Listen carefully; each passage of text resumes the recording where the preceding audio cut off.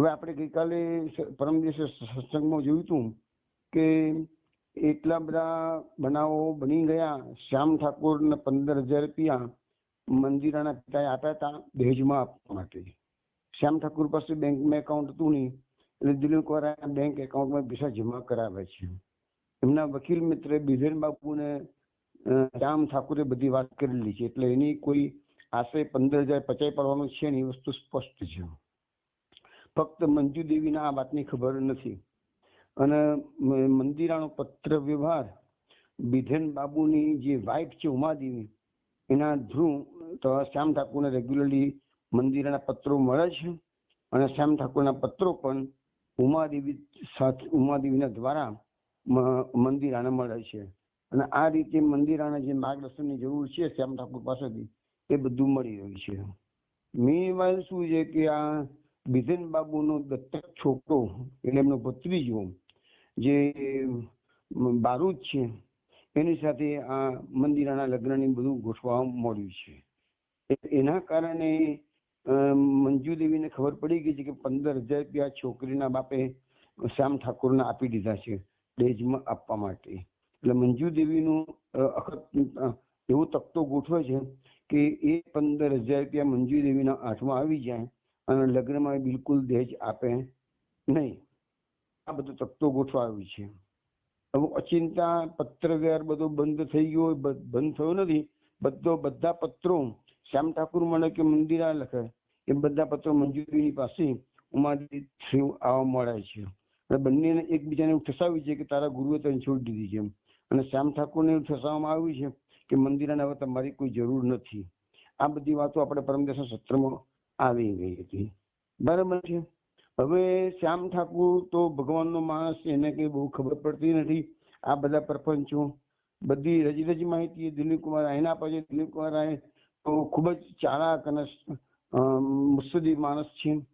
ભગવાનના ભક્ત છે જ, પણ મુત્સદીગીરી પણ છે જ. એટલે પછી એમને થયું કે આમાં કાંઈક પ્રોબ્લેમ થયેલો લાગે છે. એટલે એમને શ્યામ ઠાકોરને કીધું ચલો આપણે જાતે જ કહીએ આનંદપુર જઈએ કે છે અને મંદિરાને મળીએ. મંદિરાને મળવા માટે આવે છે. નસીબ સમજો કે મંદિરા એ વખતે એ લોકોના કેમ્પસમાં જે મંદિર છે એ મંદિરમાં રાધા કૃષ્ણની પેલી ભજન ગાતી હોય છે અને ત્યાં મળી જાય છે. ત્યાં આગળ બધો ઘટસ્ફોટ થાય છે. મંદિરા દેવીને પૂછે છે, બેટા તું પત્ર કેમ લખતી નથી? અને મંદિરા કહે છે કે ગુરુદેવ તમે મને પત્ર ક્યાં લખાવ છો? કે છે મેં તો કેટલા બધા પત્રો લખ્યા, તમે જવાબ આપતા નથી. એટલે હવે શ્યામ ઠાકોરને ખબર પડી ગઈ કે મંજુ દેવીનું રમકડું ઉમાદેવી બની ગયા છે. આ બધી વાતો તગાડે આપણે કરી ગઈકાલે. એનો ગઈકાલનો થોડો પરમ દિવસનો મેં શોર્ટ સાર તમને આજે કહ્યું.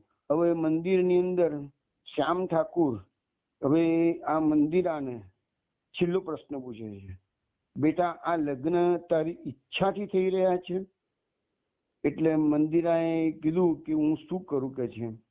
પણ શ્યામ ઠાકોર સમજતા હતા કે આ લગ્ન જીવનમાં મંદિરા સેટ નહીં થઈ શકે, કારણ કે મંદિરા અને ભગવાને ઘડી જ એવી કે જે એ આવી જવાબદારી સાંસારિક ઉપાડી શકે એમ છે નહીં. પણ છતાંય મંદિરા એવું કીધું કે હું મજબૂર બની ગઈ છું અને મને પણ બારૂદ ગંભા માળ્યો છે. એટલે એ વાતો ચાલતી હતી અને ત્યાં મંદિરાને ખ્યાલ આવી ગયો કે શ્યામ ઠાકોરની ઈચ્છા નથી કે હું લગ્ન કરું. એટલે કે ગુરુદેવ મને શાપ ના આપશો, પરંતુ હું શું કરું, હું એવા સકંજાઓ મૂકી ગઈ હતી અને મેં એક વચન આપી દીધું છે, એટલે હું કશું કરી શકું એમ છું નહીં. આ ડિસ્કશન ચાલતું હતું અને ત્યાં જ અચાનક મંજુ દેવી નો એન્ટ્રી આ એપિસોડમાં થઈ રહ્યો છે. આપણે આગળ જોઈએ. શ્યામ ઠાકુર એને કહે છે કે બેટા તું મારા આશીર્વાદથી કદી વંચિત થવાની નથી, તું ચિંતા ના કર. પણ એક વાત સમજી લેજે કે પ્રભુથી એકવાર તે પીઠ ફેરવી લીધી અને પછી તો પછી મારો તારા પર કોઈ અધિકાર રહેશે નહીં. પ્રભુની કૃપાને તડછોડવી અને છતાં ગુરુની નિકટ રહેવું, એ બે વાતો એક સાથે બની શકે એમ છે નહીં. તમારે સરકવું પણ છે, ઉપર ચડવું પણ છે, એ બે એક સાથે બને નહીં. દિલીપ કુમાર લખે છે કે હું નવાઈ પામી જોઈ રહ્યો. મંદિરાની આંખ જ્યારે મટકો મારતી નહોતી.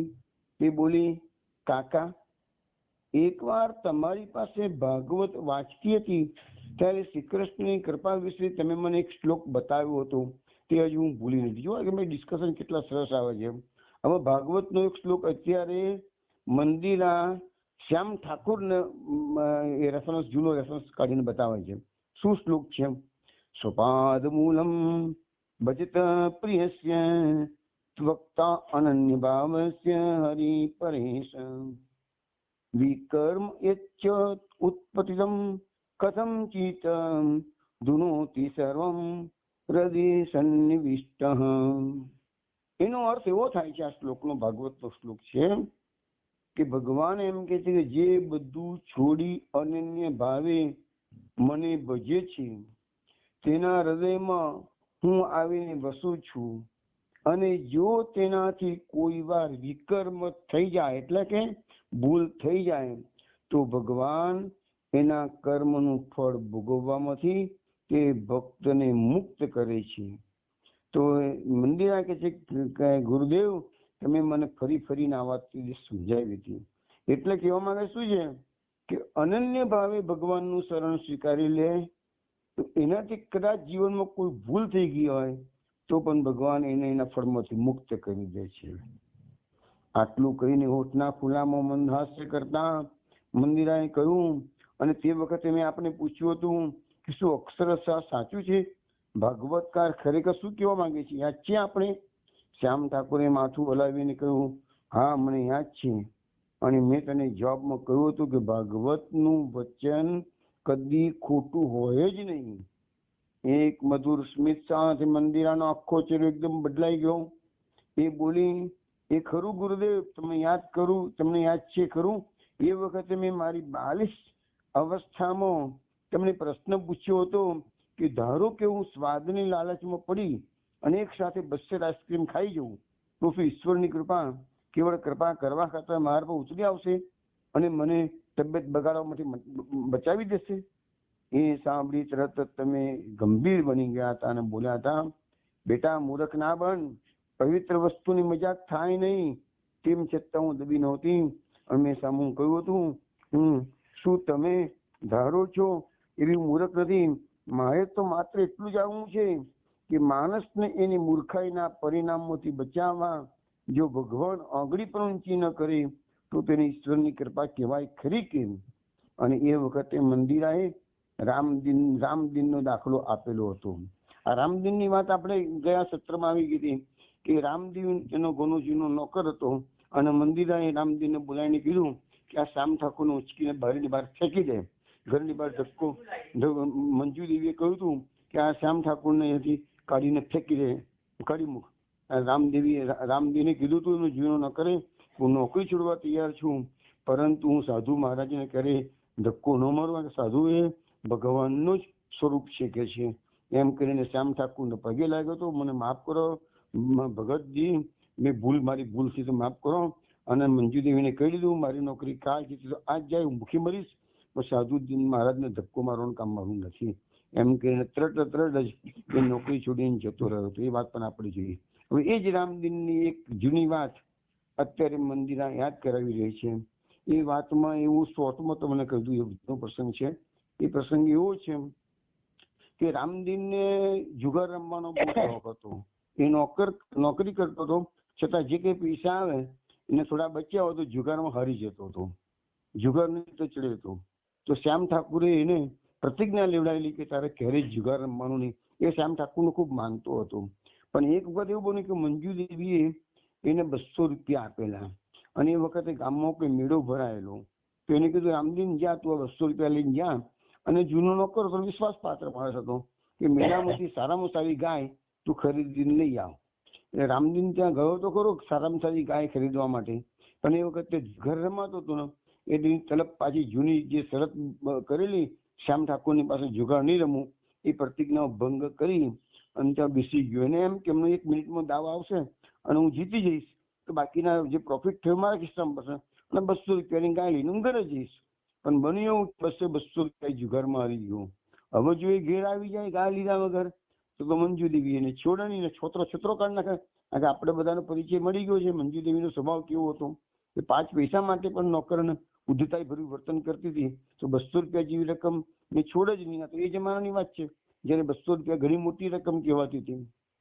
એટલે રામદીન ગભરાયેલો પાછો આવ્યો અને સીધો મણિભૂષણ જે ડોક્ટર છે, ઘરના માલિક છે, એના પગમાં જઈને પડ્યો અને કીધું, સાહેબ મેં મોટી ભૂલ કરી છે, મને મંજુદેવી 200 રૂપિયા આપ્યા હતા, મેળામાં ગયો તો જુગારમાં હારી ગયો છું, મંજુદેવીને ખબર પડશે તો મને પોલીસને પકડી દેશે અને માર ખવડાવશે, એટલે કૃપા કરી મને આ સંકટમાંથી ઉગારો. તો મણિભૂષણે એ વખતે 200 રૂપિયા મંજુદેવીને ખબર ના પડે એવી રીતે છાણામાં ચપડા આપી દીધા અને કીધું જ્યાં મેળામાં જઈને પેલા ગાય લઈ આવ, તારું પાપ, તારું જે ભૂલ કરી છે એ ઢંકાઈ જશે. તો આવો ઉપકાર મણિભૂષણે કરેલો. તો એ એક્ઝામ્પલ અત્યારે મંદિરના શ્યામ ઠાકુર નગર પ્રસ્તુત કરી રહી છે કે શું ભગવાન આવી રીતે, ભૂલ તો રામજીને કરેલી પણ એ ભૂલની સામે પણ મણિભૂષણે એને છાવરી લીધો છે. તો મંદિરા શ્યામ ઠાકુરને પ્રશ્ન કરે છે કે શું ભગવાન પણ આટલી ઉદારતા બતાવે છે કે ભક્ત ભૂલ કરે તો ભગવાન એને માફ કરી દે છે? તો શ્યામ ઠાકુર જવાબ કહે છે કે ભગવાનની ઉદારતાની વાત તું કરીશ ની બેટા, આ તું લૌકિકમાં જો એનો શેઠ આટલી ઉદારતા બતાવતો હોય તો ભગવાન તો આખા જગતનો માલિક છે, દયાળુનો પણ દયાળુ છે, તો એની ઉદારતામાં કોઈ કચાશ હોય જ નહીં. એટલે બિલકુલ તું ચિંતા ના કરીશ, ભક્તથી કોઈ વિકર્મ થઈ જાય તો ભગવાન એના સજામાંથી એને મુક્ત કરી દે છે. શરત માત્ર એટલી છે કે ભગવાનની શરણાગતિ, ભગવાનની ભક્તિ. હવે આ બધા ડિસ્કશન ત્યાં ચાલે છે અને એટલામાં ચાલવાડી અચાનક જ આપણે વાત થઈ એ પ્રમાણે મંજુદેવીની એન્ટ્રી તગાડે પડે છે. મંજુદેવી તગાડે આવી તો ગયા, પરંતુ જોયું કે હવે અહીંયા શું હવે એને અસરો થાય છે એમ, એટલે બધા ગભરાવા મળ્યા. મંજુદેવી આવીને જોઈ ગઈ, ત્રણે જણની પર વારાફરતી નજર નાખ્યા કરે છે અને એમ હતું કે આ વાવાઝોડું આવ્યું છે, અમનું વાવાઝોડું વરસશે. પણ લખ્યું છે કે બધા એકદમ ઉભા થઈ ગયા, મંદિરા ભયભીત બની શ્યામ ઠાકુરના પડખામાં ભરાઈ ગઈ. શ્યામ ઠાકુરે એના ખભા પર હાથ મૂકી રાખી, એને અહીંયા ધારણ આપ્યું. ચારે કોર શાંતિ છવાઈ ગઈ. મંજુદેવીએ ચારે તરફ આંખો ફેરવી દીધી, બધાને માપી લીધા. દિલીપકુમાર આ લખે હું પણ મંજુદેવીને માપી રહ્યો હતો અને એમ કે એના વિશે મેં જે સાંભળેલું એના પરથી મારા મનમાં મંજુદેવીની એક છબી આંકી હતી. એ છબીની સાથે આ પ્રત્યક્ષ મૂર્તિનો બિલકુલ મેળ બેસતો નહોતો. કારણ કે દિલીપકુમાર લખે છે કે મેં ધારેલું એના કરતા મંજુદેવીના રૂપની ઝાડ વધારે હતી.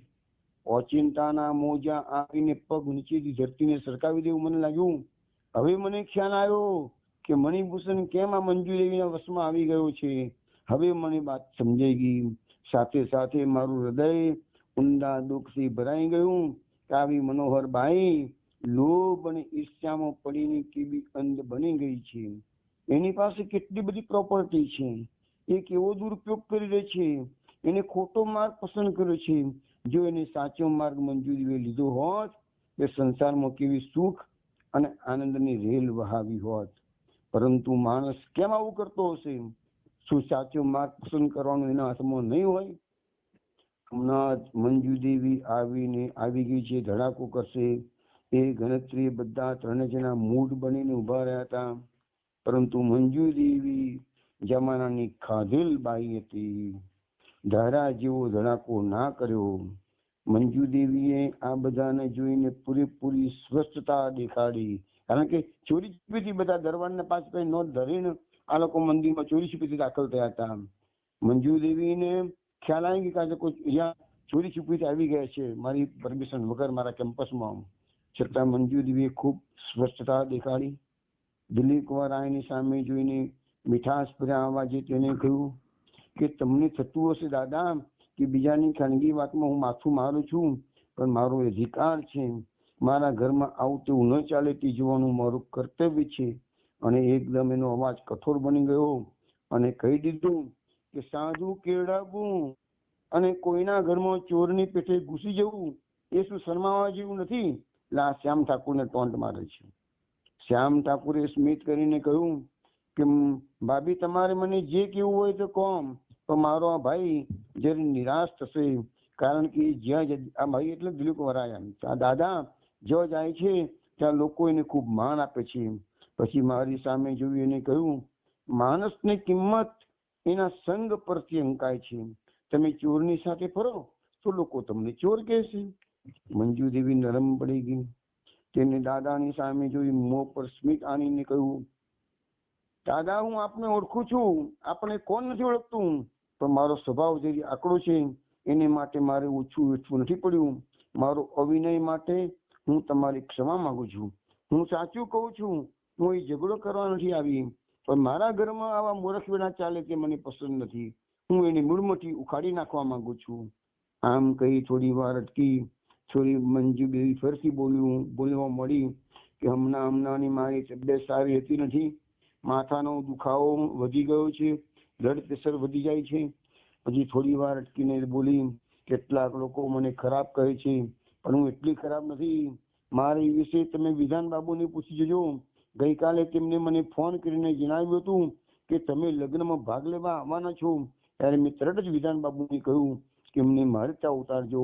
એટલે અત્યારે મારી આપણે વિનંતી છે દાદા કે તમે મારા મહેમાન બનો, પણ તમે એટલે તમે એકલા.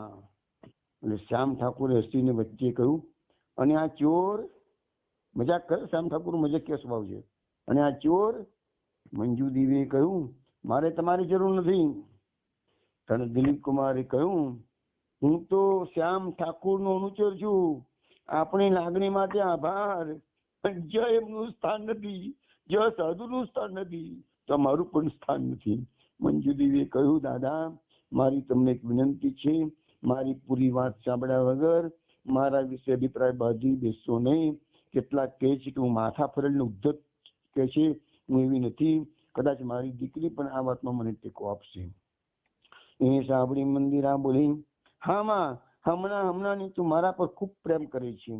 માં, કાકા તો એ માત્ર મને મળવા જ આવે છે. કાકા એટલે શ્યામ ઠાકુર. અને મારા પિતા એમને મારા વાલી નિમ્યા છે, એટલે મને મળવાની એમને ના કેમ કહેવાય? એમનો અધિકાર છે. મંજુ દેવીએ સામે શંકો કર્યો અને કહ્યું, કોને કહ્યું તારા બાપાને એમને વાલી નિમ્યા છે? એ પોતે કહે છે એટલે? બાકી આખી દુનિયા જાણે છે કે તારા પિતા બધું મને સોંપીને ગયા છે. એમને દેશના રૂપિયા પણ મને સોંપી દેવાનું નહીં કહ્યું હોય એની શું ખાતરી? તું જ કહેતી હતી ને કે તું તો એ વખતે ઊંઘતી હતી. એટલે પેલા જયારે 15,000 રૂપિયા આપ્યા ત્યારે તો કોઈ હતું નહીં હજર, અને એ ઊંઘતી હતી મંદિરા તો એ વખતે. તો શ્યામ ઠાકુર હસીને કહ્યું, ભાભી સામું તમને કઈ પૂછું? તમે તો તાલેવાન છો, તમને પૈસાની ખોટ નથી, તો શા સારો 15,000 રૂપિયા જેવી મામૂલી રકમ માટે આટલા બધા દુઃખી થાવ છો? અને તમે ધારો છો તેવો જો માનો કે હું ઠગ હોઉં તો આ રૂપિયાની વાત કોઈને કરું જ નહીં, હું પચાઈ ના લઉં.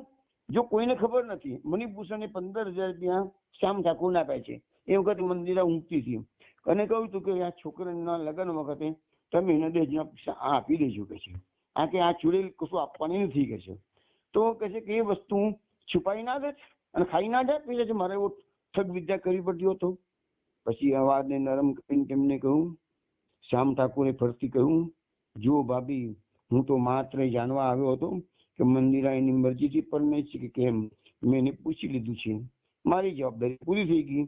હવે હું તમને વચન આપું છું કે લગ્ન વખતે આ 15,000ની રકમ તમને નહીં આપવાનું કારણ માત્ર એટલું જ છે કે મારા ભાઈએ મારી પાસેથી વચન લીધું છે કે લગ્ન થતા સુધી મારે એ રકમ મારી પાસે રાખવી. મંજુજીએ હોઠ કરડીને સ્મિત કરી રીતના કહ્યું, પણ હું કેવી રીતે તમારા પર વિશ્વાસ મૂકી શકું? દાદાની સામે જોઈને બોલી, માફ કરજો દાદા, જે માણસ પોતાની છોકરીને મજેથી પરણાવે છે અને પાતાની છોકરીને કહે છે કે તું પરણીશ તો નરકમાં જઈશ, એવાનો હું વિશ્વાસ કેમ રાખી શકું? આવા ઢોંગી સાધુ છે આ તો કે છે. દાદા કે છે, મેં એકદમ બોલતી અટકાવીને કીધું, માફ કરજો મંજુ દેવી, તમારા મોંમાં આવા શબ્દો છૂટતા નથી. ખરી વાત તો એ છે કે તમારી દીકરીએ જ વહેલું શ્યામ ઠાકુરને કહેલું કે હું પરણવા માંગતી નથી. ફરી કાગળમાં પણ એને એ જ વાત લખી છે અને મેં કાગળો બધા વાંચ્યા છે. બીજી પણ એક વાત તમારે સમજવાની જરૂર છે મંજુ દેવી, કે કૃપા કરીને મારી વાત સાંભળો. સંત મહાત્માઓનો મને પણ ઠીક ઠીક પરિચય છે. કોઈ સંતે એવું કદી કહ્યું નથી કે કોઈએ પરણવું જોઈએ જ નહીં. મોટા ભાગના લોકો માટે પરણવું એ ફરજિયાત જરૂરિયાત છે. પણ થોડાક એવા લોકો હોય છે જે પરણવા માટે જન્મેલા હોતા જ નથી. શ્યામ ઠાકોરની દીકરીને પરણવું હતું એટલે એમને પરણાવી.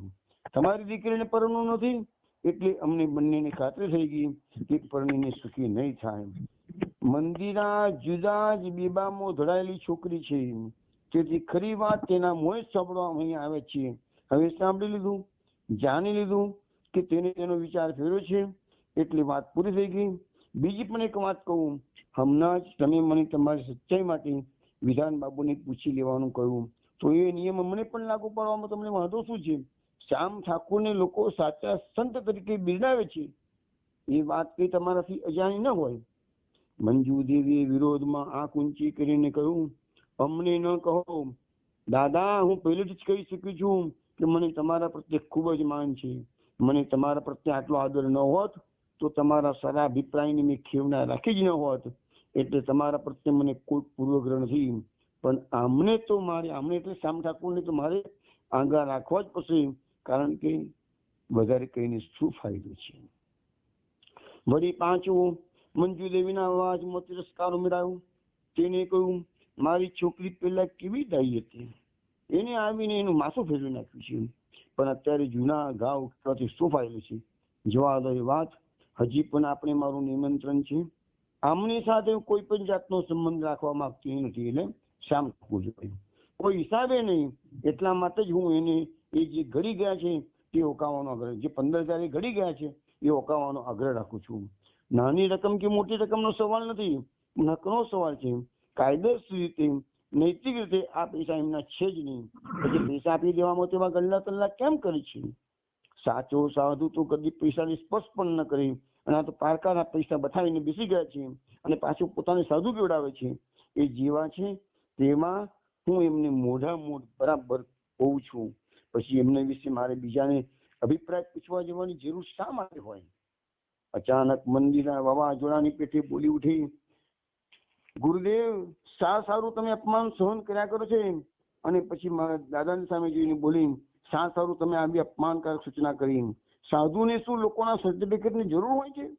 મારી માને ભલે એમ લાગે કે છોકરીની પાસે પૈસા હોવા જોઈએ, દેજ હોવો જોઈએ, પણ હું કહું છું કે પૈસાનું મને કશું મહત્વ નથી. આ કોણ બોલે છે? મંદિરા. પૈસાનું મને કશું મહત્વ નથી. મારે મન સૌથી મહત્વની ચીજ ગુરુનો પ્રેમ અને ગુરુના આશીર્વાદ છે. કારણ કે મંદિરાના ગુરુ તો શ્યામ ઠાકોર હતા. બોલતા બોલતા મંદિરાનું ગળું ભરાઈ આવ્યું. તે બોલી, એટલે હું તમને હાથ જોડીને કહું છું, ગુરુદેવ, તમે મારા માટે જે પૈસા રાખ્યા છે એ તમે મારી માને આપી દો. આ બધું બંધ થઈ જશે. પછી માએ દેજ આપવો હોય તો આપે અને ન આપવો હોય તો ન આપે. બારીદના મનમાં એનાથી કઈ ફરક પડવાનો નથી.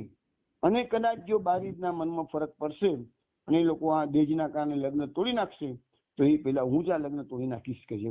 કોઈ પણ સંજોગોમાં ગુરુદેવ, હું તમારું અપમાન સહન કરી શકતો નથી. તમે ભલે બધું સહન કરી લો, તમે સંત પુરુષ છો, પણ મારાથી સહન નહીં થાય, કારણ કે હું તમારી શિષ્યા છું. એમ બોલતા બોલતા મંદિરા ધ્રુસકી રડી પડી. અને મંદિરાએ એક વસ્તુ કહી દીધી કે 15,000 રૂપિયા તમે મંજુ દેવી હાથમાં હવે આપી દો. એકદમ મંજુ દેવીએ કાચિંડાની પેટે પોતાનો રંગ બદલ્યો. મંદિરાની પડખામાં લઈ લાડ કરતા તેને કહ્યું, રડ નહીં બેટા. એના કંઠ સ્વરમાંથી નર્યું મધ ટપકતું હતું.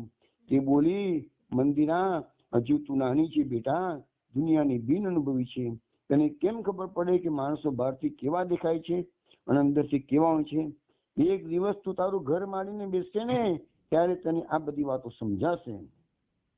આમ કહી પોતાનો હાથ વાલથી મંદિરાની કમરે વિટાડી મંજુ દેવી મંદિરાને લઈને ત્યાંથી ચાલ્યા ગયા અને બંને જણા આંખો ફાડીને જોઈ રહ્યા. શ્યામ ઠાકુર સ્તબ્ધ થઈ ગયા.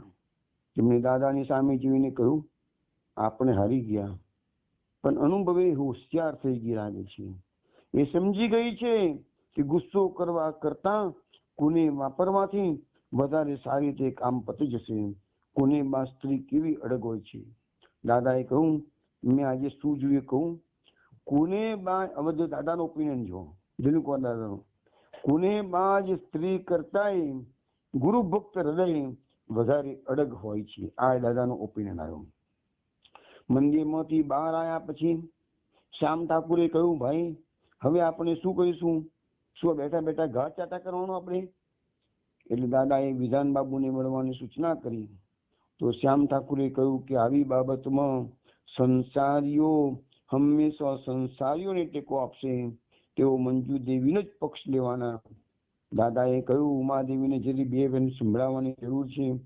ત્યારે શ્યામ ઠાકુર કહે, એ થોડા વખત પછી મંદિરાની સાસુ બનવાની છે, એટલે ઉમાદેવી જોડે હવે ખરાબ બોલવું નથી.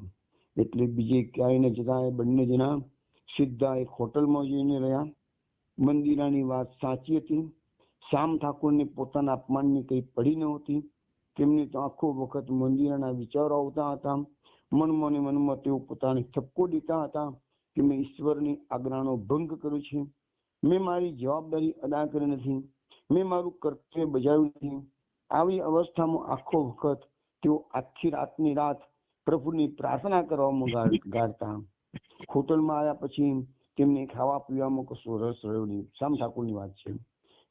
સ્નાન કર્યું, ધ્યાનમાં બેસી ગયા.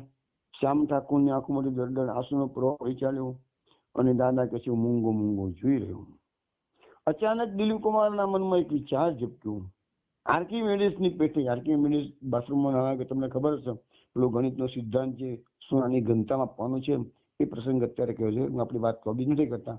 પણ એ જેવી રીતે આર્કિમેડિસ બાથરૂમ નાતો નાતો નિવસ્ત્ર બહાર આવ્યો, રાજાનો પ્રશ્નનો જવાબ મળી ગયો, સોનાની ઘનતા લો, એ કહે છે એવી જ રીતે મને પણ અચાનક એક વિચાર ઝબક્યો અને મેં બૂમ પાડી, જડ્યું, મને અત્યારે આર્કિમેડિસના જો જ આનંદ થવા માંડ્યો છે.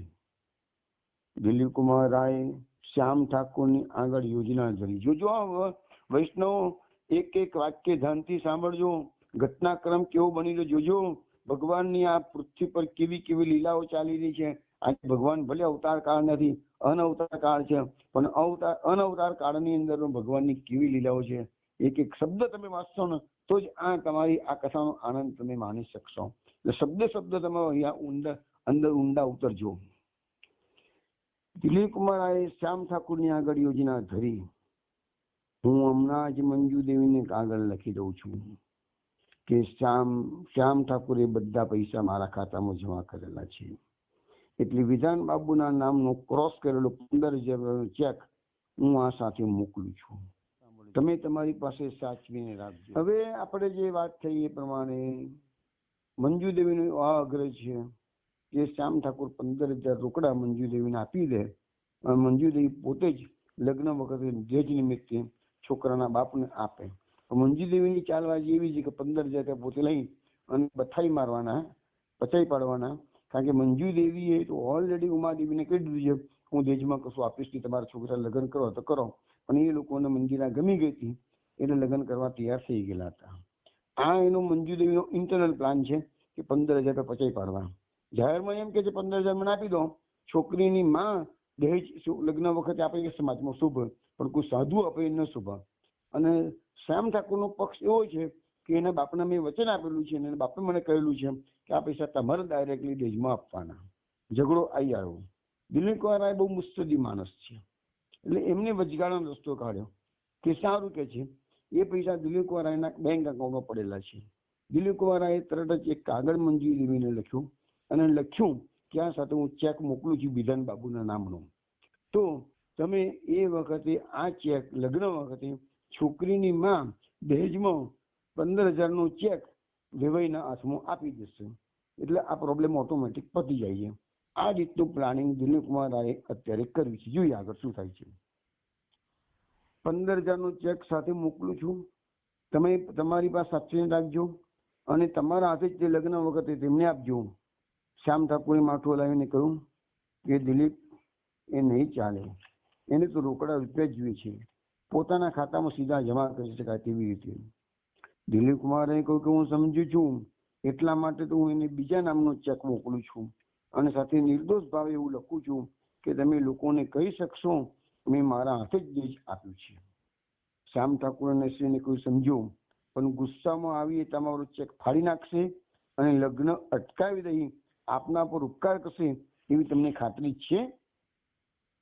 દિલીપ કુમારે કહ્યું, ખાતરી તો શું કહી શકાય, પણ એવું બનવા સંભવ ખરો.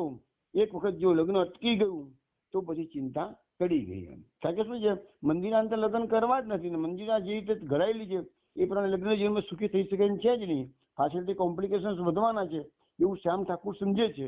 માટે આ વસ્તુની છે, પણ એથી ડાયરેક્ટલી કહી શકાતું નથી કે મંદિરા તું લગ્ન ન કરીશ, કારણ કે ઓલરેડી લગ્નની પાકું થઈ ગયું છે બધું. એ હતું આમ શ્યામ ઠાકુરનું મન સંપાદન કરી દિલીપ કુમારે ચેક અને કાગળ તૈયાર કર્યો. એટલે એને દાદા જાતે જ મંજુ દેવીને ઘેર ગયા. દરવાન દ્વારા એ મંજુ દેવીને પહોંચાડી. દરવાજાની બહાર દિલીપ કુમાર ઉભા રહ્યા જવાબની રાહ જોતા. કલાક થયો, પછી જવાબ આવ્યો. ચેક પાછો આવ્યો.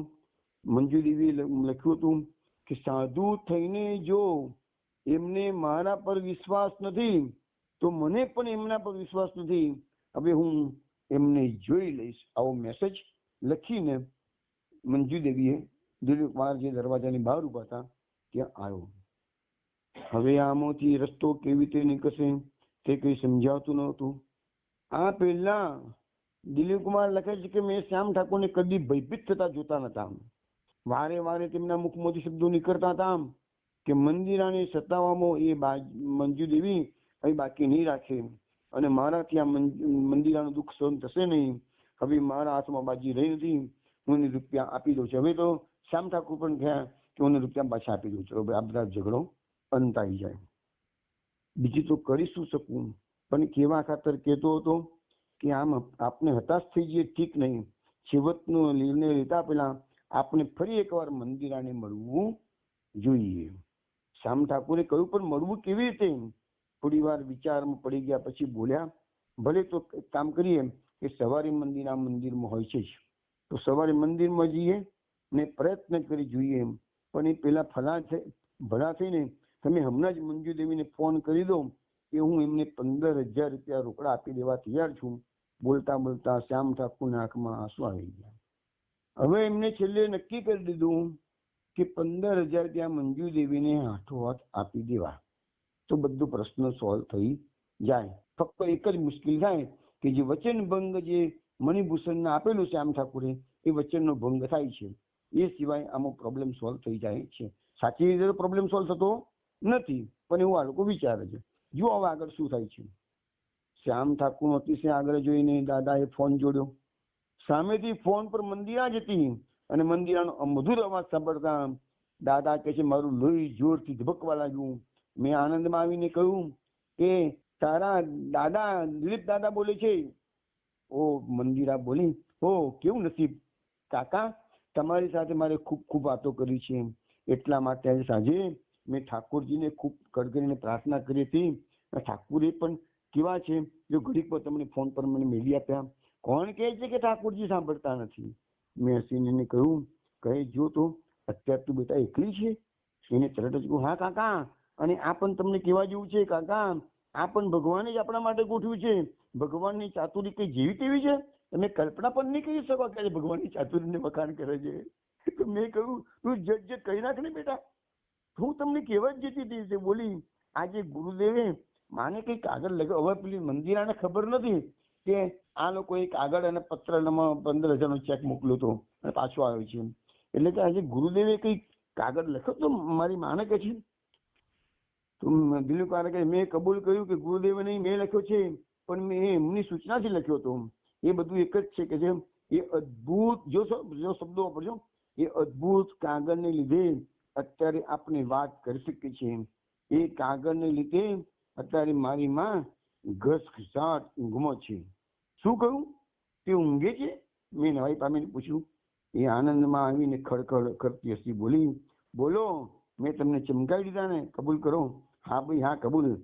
બોલો પણ આગળ શું થયું? કે કહું છું સાંભળો, આ મારી માનું હૃદય બહુ નબળું છે, એ તો તમને ખબર છે ને? હા. અને હાઈ બ્લડ પ્રેશર પણ છે, એ બી તમને ખબર છે ને? તો કે હા.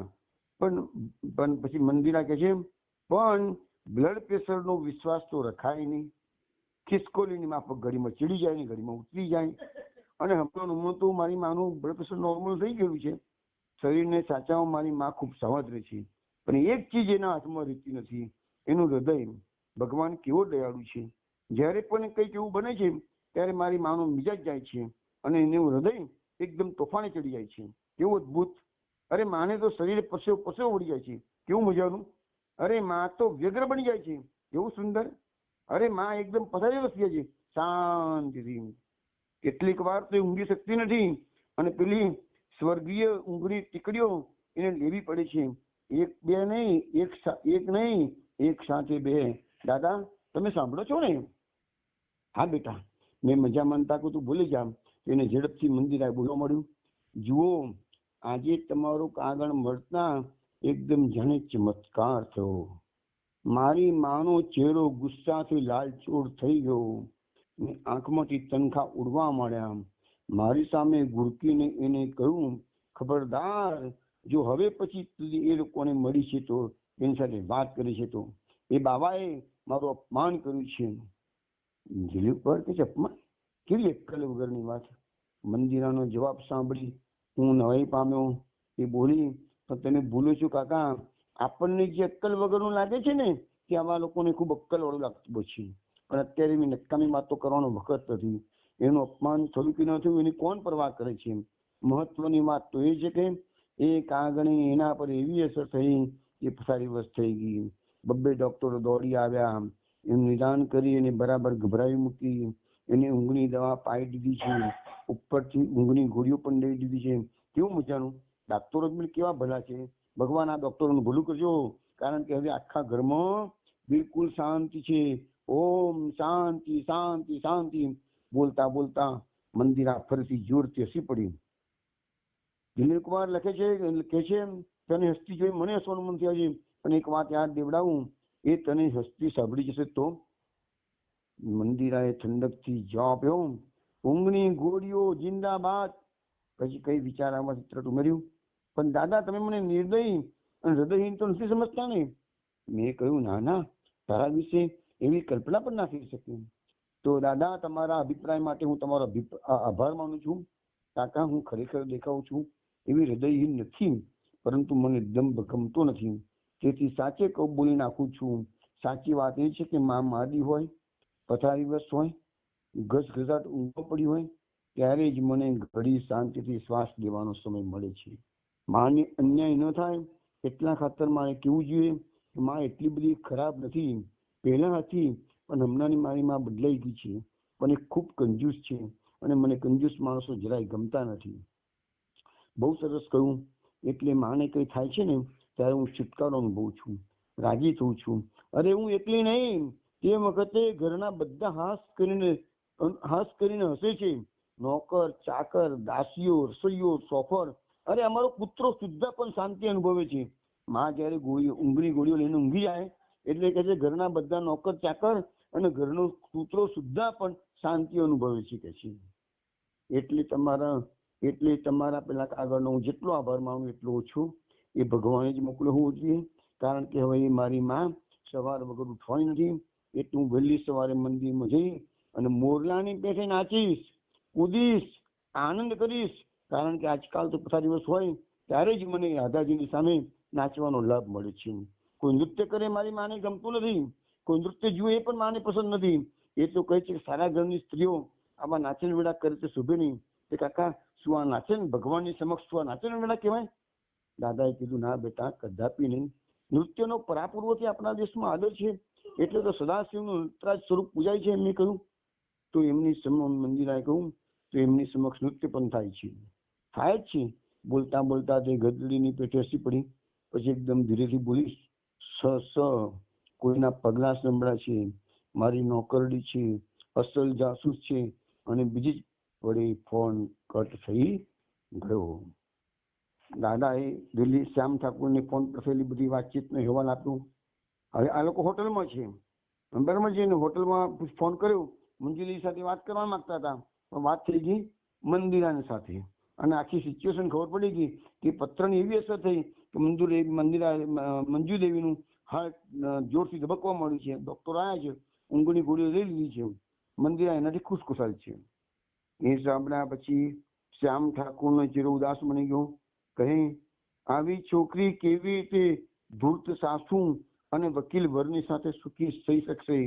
દુનિયાદારીના પાંજરામાં પુરાઈને ચારે તરફ દિવાલો સાથે માથા પછાડતી હું મંદિરાને જોઉં છું.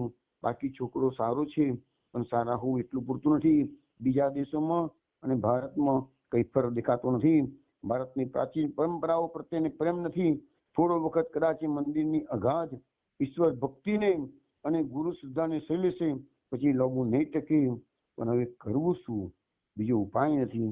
અને જેનો ઉપાય નથી એની ચિંતા કરવાની ભગવાને ગીતામાં આજ્ઞા, ચિંતા નહીં કરવાની ભગવાને ગીતામાં આજ્ઞા કરી છે.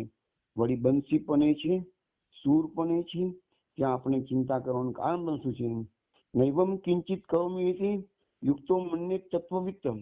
પછી તેમને કહ્યું, સુખનો માલિક શ્રી હરિ છે, દુઃખનો માલિક શ્રી હરિ છે. આ વાત આપણને સમજાવવા માટે ભગવાને આ બધો ખેલ રચ્યો છે. ઈશ્વરની કૃપા વિના વિઘ્ને વહી શકે એટલા માટે દુઃખની હયાતી છે. ઈશ્વરે જ એ દુઃખની ગોઠવણી કરી છે. હવે એમનો શોક જતો રહ્યો. એમના ચહેરા પર કોઈ નવીન ઉત્સાહ દેખાયો. તેમને કહ્યું કે ભાગવતમાં કુંતા માતાએ પણ કૃષ્ણને પેલી પ્રાર્થના કરી છે, યાદ કરો. શું પ્રાર્થના કરી છે કુંતા માતાએ? હે જગતગુરુ કૃષ્ણ, હું તમારી પાસે એટલું જ માંગુ છું કે અમારા જીવનમાં સદા ડગલે ને પગલે વિપત્તિઓ આવતી જ રહો. કારણ કે વિપત્તિમાં જ અમને આપણા દર્શન થશે, અને આપણા દર્શન થતા આ ભવનું દર્શન ફરી કરવું નહીં પડે. એટલે કે ફરી જન્મ મરણના ચક્કરમાં ફસાવવું પડશે નહીં. પ્રાર્થના કરતા કરતા શ્યામ ઠાકોરનું આખું શરીર પાંદડાની પેઠે ધ્રુજતું હતું. એમની આંખોમાંથી સતત અશ્રુ પ્રવાહ વહી રહ્યો હતો. એ વખતે શ્યામ ઠાકોરને જોઈને વિજયકુમારના મનમાં એવો વિચાર આવ્યો કે ભારત ક્યાં છે? શું એના રાજપુરુષોમાં, એના પંડિતોમાં? ના, આ ભારત તો શ્યામ ઠાકોર અને આનંદગીરી જેવા પુરુષોમાં મૂર્તિમંત થાય છે. ભારતને કોણ જીવંત રાખી રહ્યું છે? શું એના થોડા બનેલા ગણેલાઓ, કીર્તિને ધનની પાછળ પડેલાઓ? ના ના, ભારતને જીવંત રાખી રહ્યા છે એના સંત મહાત્માઓ. પ્રભુના દ્વાર બનીને એમની યાત્રા હજારો વર્ષોથી વનતૂટ ચાલતી રહી છે. અને એ જ એકમાત્ર ભારતની આશા છે, ભારતનું ભાવિ છે. હવે બીજી દિવસે વહેલી સવારે બંને જણા મંદિરમાં જવા નીકળી પડ્યા. કે મંદિરે કીધું ને, હું સવારે વહેલી મંદિરમાં જઈને ખૂબ નાચીશ, કૂદીશ, ભજન કીર્તન કરીશ. એટલે વહેલા સવારના પરમાં વહેલા બંને 5:30 વાગે આગળ પહોંચી ગયા. દરવાન હતો અને એને રોક્યા છે દરવાને કે રસાની કોઈને પણ અંદર દાખલ થવાની મનાઈ ફરમાઈ છે. એટલે હાથમાં પાછી મોટી કિંમતની નોટ પડતા એ દરવાને સલામ ઠોકી દરવાજો ખોલી આપ્યો અને આગળ ખસી ગયો. અમે એ લોકો કેમ્પસમાં જઈ સીધા મંદિરમાં ગયા. મંદિરમાં પગ દેતા ઉંબરામાં જ અમે સ્તબ્ધ થઈ ગયા. મંદિરા જોજો વૈષ્ણવો, ધ્યાનથી સાંભળજો, બહુ સુંદર વાતો આવી રહી છે. મંદિરા અદ્ભુત આવેશમાં નૃત્ય કરી રહી હતી. તેના રોમે રોમમાંથી આનંદ ફૂટતો હતો. તેની આંખો આંસુમાં તરતી હતી.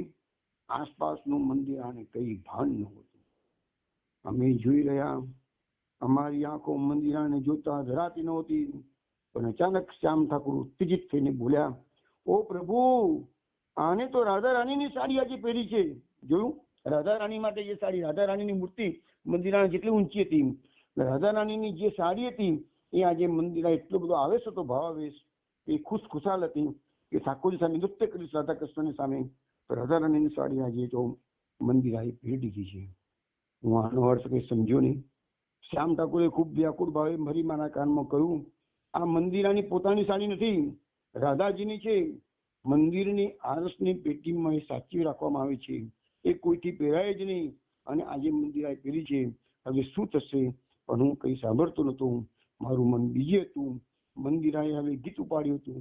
મુગ્ધ બની હું એ સાંભળી રહ્યો હતો. દબાતે પગલે બંને જણ આગળ વધ્યા. ઘરમાં આવી ગયા. મંદિરા હાથ જોડી પ્રાર્થના કરતી હતી. સૂરજ હમણાં જ ઉગ્યો હતો. મંદિરા અજંતાની ગુફામાંના પૂજારીનીના ચિત્ર જેવી લાગતી હતી. પ્રભાતના સોનેરી કિરણોમાં એની પાપણો ચમકતી હતી. મંદિરાના ગીતની ભાવ પર સવાર થઈ હું કોઈ નામ રૂપથી પરની પરમાનંદમય સૃષ્ટિમાં પહોંચી ગયો હતો. વિચાર સૃષ્ટિ અલગ થઈ ગઈ હતી. અને કોઈ દેવી શાંતિ પ્રવર્તતી હતી. અચાનક જ એક તેનો અવાજ આવ્યો. આ પરમ શાંતિનો ભંગ થયો અને ગાન એકદમ મંદિરાએ બંધ કર્યું. એકદમ ચમકીને અમે પાછળ જોયું તો નીચે મંજુ દેવી ઉભા છે, બરડા પાડી રહ્યા છે. આ વખતે મંજુ દેવીનો દેખાવ બિહામનો હતો. મંજુ દેવી જાતને કાબુમાં રાખવાનો જરા પણ પ્રયત્ન કરતા નહોતા. ભયાનક ક્રોધ વ્યસ્ત થઈને મંજુ દેવી મંદિરા પર હુમલો કર્યો. નીચે આવ ગોબરી, તારા મનથી કે હું ઊંઘું છું, મને કોણ જગાડનારું છે? પણ તારી રજે રજ વાતની મને ખબર આપનારા છે. હા, ફોન કરીને તે બધું ગોઠવ્યું છે એ હું જાણું છું. ચાલ નીચે આવ, દેખ હવે હું તારી કેવી ભલે કરું છું. હવે મંજુ દેવીએ અહીં મંદિરાને એકદમ ચેલેન્જ કરી છે, તું નીચે આવો તને સીધી કરું છું કે છે. મંદિરાની ભૂલ થયેલી છે, એને રાધારાણીની સાડી પહેરેલી છે, આ એ મોટી ભૂલ છે. આમ ઝાડ નીચે ઉભી રહીને મંજુ દેવી બૂમો પાડતી હતી. ચારે બાજુ એની લાશીઓ એને ઘેરીને ઉભી હતી. મંદિરા એકદમ ધ્રુજી ઉઠી, દોડતી જઈને એની પહેરેલી સાડી ઉતારી દીધી, આરસની પેટીમાં મૂકી દીધી અને પોતાની સાડી પહેરી લીધી. હવે એના આવેશમાં ભૂલથી રાધાજીની સાડી પહેરી હતી, એ પોતાની સાડી પહેરી લીધી. પછી પગથિયા ઉતરી એ નીચે આવી. આમ ઠાકુર કહે છે, મારું દાદાજી કહે છે કે મારું મન કોઈ ભયાનક આશંકાથી ઘેરાઈ ગયું. હું તેની પાછળ દોડ્યો, મારી પાછળ શ્યામ ઠાકુર દોડ્યા. એ વખતે દરવાજા આગળ થઈને કોઈ સરઘસ જતું હતું. બૂમાબૂમ સાંભળીને સરઘસમાંથી કેટલા લોકો મંદિરમાં દોડી આવ્યા ને બરણા પારથી મંજુ દેવીની સામે બધા જોઈ રહ્યા. મંદિરા પાસે આવી કે મંજુ દેવીએ ચીસ પાડીને બોલવા મળ્યું, યાદ રાખ, આજે હું તારા છોડિયા પાડા વિના રહેવાની નથી. આજે તું બરાબર પકડાઈ ગઈ છું, તારે ગોપી થવું છે. જોઈને હોય તો મોટી ગોપી, લોકોના દેખતા નાચવાનું બહુ મન થાય છે. કેમ શરમ નથી આવતી તને? મરી જા, મરી જા. તું બીજાને મૂર્ખ બનાવી જાય તો તું મને મૂર્ખ નહીં બનાવી શકે. હું સમજુ છું તારા બધા ચેન ચાળા, ચોરી ચોટી ચોરી કરીને રાધા રાણીની સાડી પહેરી નાચતા તને શરમ નથી આવતી? હું જોઉં છું હવે તને કોણ પરણવા નીકળે છે. અરે કાળો કાગડો તને પરણશે નહીં. રાધા રાણીની સાડી પહેરીને તું નાચી છું? બોલ, સાડી કેમ પહેરી છે? બોલ, નહીં તો તને ફટકારું છું. ભયથી ધ્રુજતા ધ્રુજતા મંદિરા બોલી, માં મેં નથી પહેરી, રાધા રાણીની સાડી મેં નથી પહેરી. જો ભક્ત જૂઠું બોલે છે, ભગવાન કેટલો પક્ષપાત કરે જોજો. મંજુ દેવીનો અવાજ ફાટી ગયો, જુઠ્ઠી, સાવ જુઠ્ઠી. મેં મારી આંખે તને એ તારા થીપકી વાળી આસમાની સાડીમાં જોઈ છે. પછી અમારી સામે જોઈને બોલી, એટલે બંને જણ શ્યામ ઠાકુર દાદાની સામે જોઈને બોલી, હું તમને બેને સાક્ષી તરીકે બોલાવું છું. જુઠ્ઠું બોલો તો તમને ઠાકોરજીના સોગંદ. બોલો, રાધા રાણીની સાડી પહેરીને આ નાચતી હતી કે નહોતી નાચતી? મંદિરા એકદમ રડી પડી, ના ના માં, એ તો રાધા રાણી નાચતા હતા. મંજુ દેવી ભૂપાળો મારે, ચૂપ, રાધા રાણી હતા? અરે બધા જાણે છે કે રાધા રાણીની મૂર્તિ તો શ્વેત આરસની બનેલી છે અને તું તો શ્યામળી છે. અમને ધોળા કાળાની ભેદની ખબર નથી એમ તું માને છે? તું જ રાધા રાણીની સાડી પહેરી નાચતી હતી, જુઠ્ઠી, બેશરમ. મંદિરાની દયાજનક હાલત જોઈ બધાના હૃદય વલોવાઈ જતા હતા. હવે કઈ રીતે મંદિરાને બચાવી તે સમજાતું નહોતું. ત્યાં તો એ બોલી ઉઠી, માં પણ કોઈ વાર રાધા રાણી પોતાના શરીરનો રંગ બદલી કાઢે છે, એ વખતે સાંભળી પણ દેખાય છે. મંજુ દેવી હવે વિજય સૂચક નજરે મારી સામે જોવું, મારી સામે દાદાની સામે જોવું. હું ફરી તમને મારા સાક્ષી તરીકે બોલાવું છું. ચાલો, આજે રાધા રાણીએ રંગ બદલ્યો છે કે નહીં એની હમણાં જ અબઘડી જ આપણે જ પરીક્ષા અત્યારે લઈ લઈએ કે છે. આમ કહી અને કૂદીને મંદિરાને કેડમાંથી ચાલી અને મંદિરાને ખેંચતી ખેંચતી મંજુ દેવી મંદિરના પગથિયા ચડવા લાગી. આખું નાટક એવી ઝડપથી ભજવાઈ ગયું કે અમે તો મૂંગા જ બની ગયા. અમારી અક્કલ કામ કરતી નહોતી. અમે તો મંદિરાની સામે તાકીને જોઈ રહ્યા તો આ મંદિરા એક ભયભીત થઈને ચીસ પાડી, ઓ રાધા રાણી, ઓ રાધા રાણી, મને બચાવો. હવે લોકોનું ટોળું ઠીક ઠીક ભેગું થઈ ગયું હતું. માં અને દીકરીની પાછળ એ ટોળું બૂમો પાડતું ચાલ્યું. અનિચ્છાએ અમે બંને પણ એમાં ખેંચાયા. પગથિયા ચડી ગયા પછી એકાએક શ્યામ ઠાકુર મારી નજીકમાં આવી અને દાદાને કહે છે, કોઈ હિસાબે આપણે આ લોકોને રોકવા જોઈએ. એક વાર જો બધા મંદિરમાં બેઠા તો પછી ખેલ ખતમ થઈ જશે. પછી હવે કોઈના હાથમાં રહેવું નહોતું. બારણા ઉઘાણા હતા, ઉત્સાહી છોકરાઓ તો કેરણા એ તરફ આગળ વધ્યા હતા. એમની પાછળ મંજુ દેવી અને એમની કેદી બનેલી મંદિરાથી મારું હૃદય જોરથી ધબકતું હતું. દિલીપ એટલે મારું હૃદય જોરથી ધબકતું હતું અને મારી પાછળ શ્યામ ઠાકોર પ્રાર્થના કરતા હતા. હું સાંભળતો હતો, હે રાધા રાણી બચાવો, તમારા બાળકને બચાવો, તમારા ભક્તને બચાવો. અરે ઓ હવે અંદર પગ મૂક્યો એ જ ક્ષણે જોયું તો સામે રાધા રાણીની આરસની પ્રતિમા ઉભી હતી, પણ એ શ્વેત નહોતી. એ આંખો ફાડીને જોઈ રહ્યા બધા. રાધા રાણીએ પોતાના શરીરનો રંગ બદલી કાઢેલો, કાળો રંગ થઈ ગયો હતો અને પેલી સાડી મૂર્તિએ સાડી પહેરી લીધેલી હતી. આસમાની ચીપકી રંગની સાડી હતી એ રાધા રાણીએ પહેરી લીધી અને રાધા રાણીની આંખમાં અપાર કરુણાનો ભાવ હતો. રાધા રાણીનો દયાનો સાગર છે, પોતાના ભક્તની વારે દયા વિના કેમ રહે. મંદિરા જુઠ્ઠું બોલી હતી, માનવીની નબળાઈ કરુણામૂર્તિ માં ક્યાં નથી જાણતી. માની અંતરમાં સદા ક્ષમા વરસતી હતી. માને જે યાદ કરે છે એ માનું જે શરણ લે છે, માં એની સંભાળ રાખે છે. આ જોઈને રાધા રાણીની આંખમાંથી પણ આંસુ નીકળવા માંડ્યા. શ્યામ ઠાકુર પોતાને કાબુમાં રાખી શક્યા નહીં. એમની આંખોમાંથી અશ્રુનો પ્રવાહ વહી ચાલ્યો. બે હાથ ઊંચા કરી બાળકની પેટે એમને બૂમ મારી, ઓ માં, ઓ માં, શંકાશીલ કરવા માટે મને ક્ષમા કર. રાધા રાણીની જય, રાધા રાણીની જય. પછી એકદમ એ લોબા થઈ પગે પડ્યા. હું પણ રહી શક્યો નહીં. બધા એક સ્વરે માની જય બોલાવી, જય રાધા રાણી કી જય, જય રાધા માઈ કી જય. એટલામાં બૂમ પાડી કોઈ કે જાલો જાલો જાલો. જોયું તો મંજુ દેવી મૂર્તિની સામે જોઈ રહી હતી. એની આંખો ફાટી ગઈ હતી, હમણાં ડોળા નીકળી જશે એવું લાગ્યું. એનું આખું શરીર કંપાયમાન થતું હતું. બે ત્રણ દાસીએ મંજુ દેવીને પકડવા ગઈ. એક કાળની ચીસ પાડી જમીન પર ઢગલો થઈને પડી ગઈ મંજુ દેવી. દાસીઓ એને ઉંચકીને ત્યાંથી લઈ ગયા.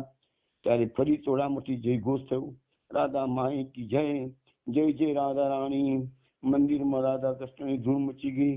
રાધે ગોવિંદ, રાધે ગોવિંદ, રાધે ગોવિંદ. પછી શ્યામ ઠાકુરે ઈશારો કરી બધાને એક એક પછી બહાર જવાનું કહ્યું. બધા જતા રહ્યા. પછી મંદિરમાં અમે માત્ર 3 જણ રહ્યા. મંદિર હાથ જોડીને રાધા રાણી સામે ઉભી હતી. એના મોં પર અપૂર્વ આનંદ હતો, આંખોમાં આંસુ હતા. મેં ફરી આંખો લૂછી નાખીને રાધા રાણીના દર્શન કર્યા. ના રાધા રાણી જતા વર્ણ ખરેખર શ્યામ હતું. ગૌર વર્ણની છાંટ સરખી નહોતી. મંદિરાના મુખમાંથી રહી રહીને માત્ર એક જ શબ્દ નીકળતો હતો, માં, માં, માં. થોડી વાર પછી તે શ્યામ ઠાકુર સામે જોઈને બોલી, ગુરુદેવ મને હવે તમારી સાથે લઈ જાઓ. હવે હું અહીંયા નહીં રહી શકું. માની કૃપાનું મને દર્શન થયું છે. મારી આંખો ઉગડી ગઈ છે. મારું સ્થાન હવે બીજે ક્યાંય નથી. કેવળ મારા ચરણમાં છે. બોલતા બોલતા ભાવેશમાં આવીને એને ગાયું, મેરે તો गिरधर गोपाल दूसरा न कोई साधो सकल लोक જોઈ. ઠાકુરની કૃપાનો કોણ પાર પામી શક્યું છે બહેન? ઠાકુર કેટલી લીલા કરે છે. કોઈ વાર રણમાં ભાગે છે, કોઈ વાર એક કાંકરે ભગવાન 100 પંખી પણ મારી શકે છે. અહીં તો માત્ર 2 જ હતા, પરંતુ એકની વાત કરી, બીજી વાત કરું. હવે મંજુ દેવીની હાલત શું થાય તમે જુઓ. મંજુ દેવીને હૃદયની નબળાઈ હતી, એ વાત આગળ થઈ ગઈ છે. ઓજી તો આઘાત થતા પટકાઈ પડી. હવે આજે જશે, કાલે જશે એવી સ્થિતિ હતી. એ વખતે મંદિરાએ મંજુ દેવીની ખૂબ જ સેવા ચાકરી કરી. 2 મહિના થઈ ગયા. પછી મંજુ દેવીને સારું થયું. ડાક્ટરોએ કહ્યું હજી એને ખૂબ સાચવવાની જરૂર છે. ખાસ કરીને મંજુ દેવીનું મન આનંદમાં રહેવું જોઈએ, નહીં તો પાગલ થઈ જવાનો ભય છે. એટલે શ્યામ ઠાકુરે 2 મહિના ત્યાં રોકાઈ. રામાયણ, મહાભારત, ભાગવત, ભક્ત ચરિત્ર, ચરિતામૃત વગેરેમાંથી કથાઓ કહીને મંજુ દેવીના મનને પ્રસન્ન રાખવાના પ્રયત્નો કર્યા. એમ કરતા કરતા ધીરે ધીરે મંજુ દેવીનો સ્વભાવ બદલાતો ગયો.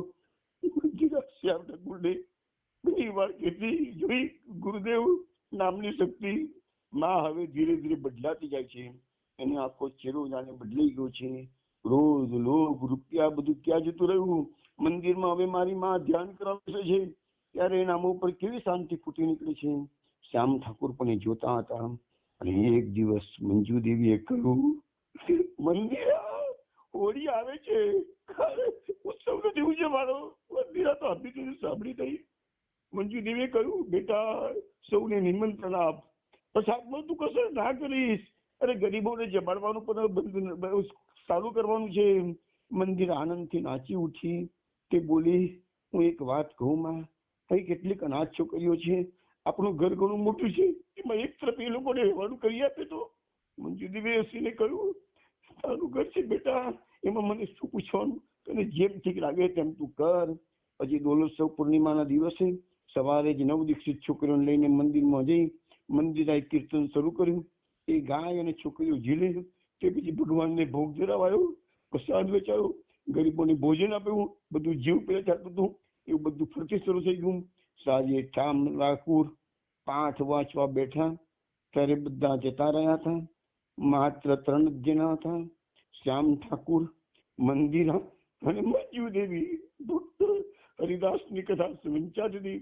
હરિદાસને ભોળવવા આવેલી પતિતા વેશ્યા સ્ત્રી કેવી રીતે નામ જપ સફળતા તેમના પગમાં આરોતી પડી અને હરિદાસની શિષ્યા બની ગઈ.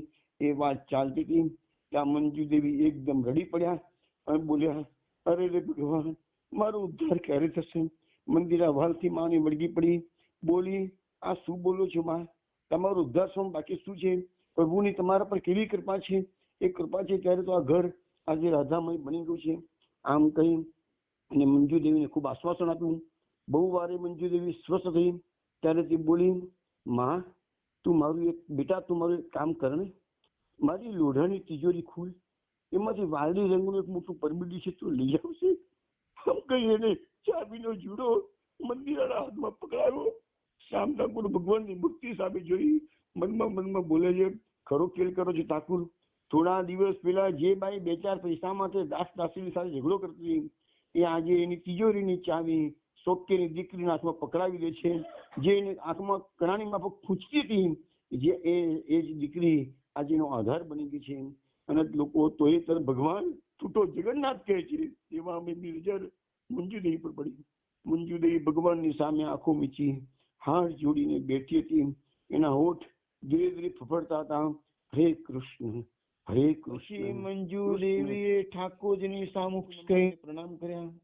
પછી મંદિરાની સામે જોઈને મંજુદેવી બોલ્યા, બેટા આ ઠાકોરની સાક્ષી પ્રતિજ્ઞા પૂર્વક કહું છું કે આજથી આ બધું તારી એકલીનું જ છે, તારી એકલીનું જ છે, તારી એકલીનું જ છે. મારી માત્ર એક જ વિનંતી છે, મારા દિવસો પૂરા થવાના છે, હવે હું જ્યાં દિવસો કરવાય નથી. સાંભળ, હું ખરું કહું છું. બોલતા બોલતા તેમના ગાલ પરથી વહીને અશ્રુનો પ્રવાહ દર કરતો જતો હતો. જે થોડા દિવસ રહ્યા છે એટલો દિવસ બેટા તું મને ઠાકુરના ચરણમાં રાખ. આમ કઈ મૂર્તિની સામે મોં કરી એને હાથ જોડીને કહ્યું, તમારી આગળ મારે એટલું જ કહેવાનું છે પ્રભુ કે એકવાર કૃપા કરી છે તો મને હવે એ કૃપાથી વંચિત રાખશો નહીં.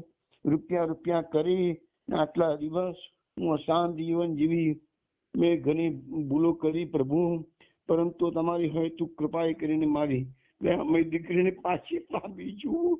મારું હૃદય ખજાડો ખોયા જ કરતી હતી, ખોવા બેઠી હતી, ત્યાં તારી કૃપાથી પાછો મને મળી ગયો. દયા કરી તમે મારી આંખો ઉગાડી છે ઠાકુર, હવે ઉગાડી જ નાખજો.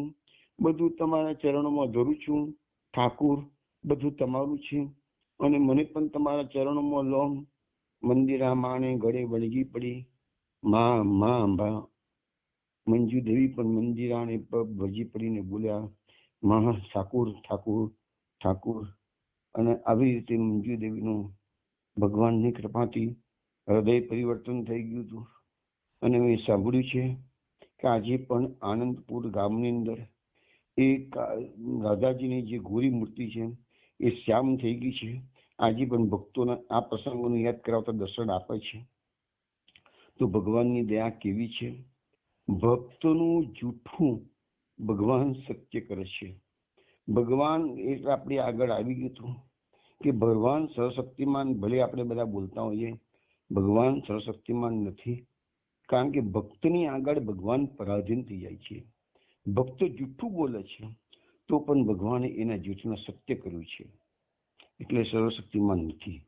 એ વાત પુરવાર થઈ. સર્વશક્તિમાન તો ભક્તોની શું કાંઈ ચિંતા કર્યા કરે, પોતાનું ધારું જ કરી શકત ને, પણ અહીંયા ભક્તનું ધારું થયું છે. તો વૈષ્ણવ, આ આપણે મંદિરાનો પ્રસંગ અહીંયા પૂરો થાય છે. હવે આવતીકાલે અને પરમ દિવસે હું અમલનો પ્રસંગ લઈશ. એ પણ અદ્ભુત ઘટના છે. તમે જીવનમાં કોઈ દાડો સાંભળ્યું નહીં હોય એવી સુંદર સુંદર વાતો કાલે અને પરમ દિવસે આવવાની છે. મહેરબાની કરીને આપ સત્સંગનો લાભ લેજો તો તમને અતિશય આનંદ મળશે. અને જીવનમાં લાગશે કે એવા ભક્તો ભારતની ભૂમિમાં, અને આ છેલ્લા 100 વર્ષની જ બનાવો છે. કારણ કે દિલીપ કૌરાએ તો 1980માં જ એમની સમાધિ લીધી છે. આ પ્રસંગોમાં જે દિલીપ કૌરાએ મુખ્ય પાત્ર છે, જેને ચમત્કારો આજે પણ બને છે, એ પુસ્તક લખેલું છે. ઇંગ્લિશમાં મિરેકલ્સ ડુ સ્ટીલ હેપન એ પુસ્તક એને લખેલું છે, અને બંગાળીમાં અઘટન આજુ ઘટે એ એમને લખેલું છે. આ પુસ્તકોની ઘણી આખા વિશ્વમાં આ પુસ્તકોનો ફેલાવો થયેલો છે. અને આમાં એને લખ્યું છે કે અતિશયોક્તિ આમાં કશું જ નથી. આ બધી સત્ય ઘટનાઓ મેં લખી છે. કોઈ કલ્પનાનું આમાં મિશ્રણ નથી કરવામાં આવેલું. વિષ્ણુ સત્સંગ આજનો પૂરો કરે છે. કાલે પાછા 4:30 મળીશું. જય શ્રી કૃષ્ણ. જય શ્રી કૃષ્ણ.